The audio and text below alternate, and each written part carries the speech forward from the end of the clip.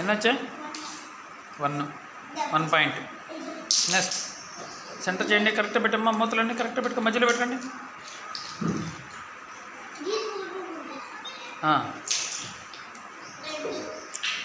ఉపాధ్యాయ మిత్రులకు నమస్కారం. ఒక యాక్టివిటీ పరిచయం చేస్తున్నానండి. ఇలా మనం ఒక వృత్తం సర్కిల్ గీసుకోవాలి. లోపల నేను ఒక 10 మూతలు పెట్టానండి. మీ ఇష్టం ఎన్నైనా మూతలు పెట్టచ్చు.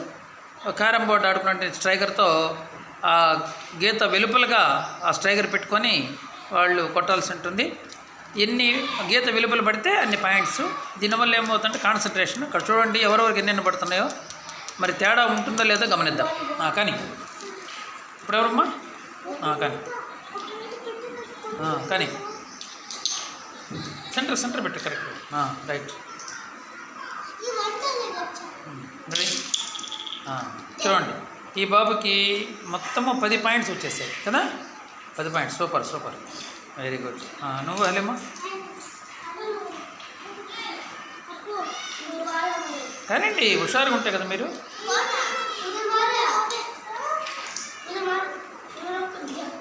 మీరు రాయకూడదు పాయింట్స్, మీరు వేసినప్పుడు వచ్చినాయి మీకు. ఇప్పుడు ఇంకొక పాప కొడుతుంది చూద్దాం.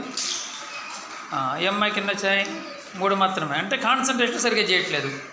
ఆ బాబు కరెక్ట్గా మధ్యలో పెట్టుకొని ఫోర్స్గా ఇవ్వడం వల్ల 10 పాయింట్స్ వచ్చినాయి. చూడండి తేడా ఉందా లేదమ్మా? కరెక్ట్గా అమ్మా, బాగా ఏమి తొందర నీకు? పెట్టి మళ్ళీ పెట్టి కరెక్ట్గా. వాడు చెప్పాడా?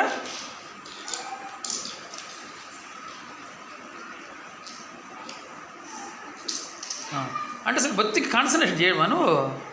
కనీసం తగలని కూడా అనుకోవట్లేదు నువ్వు.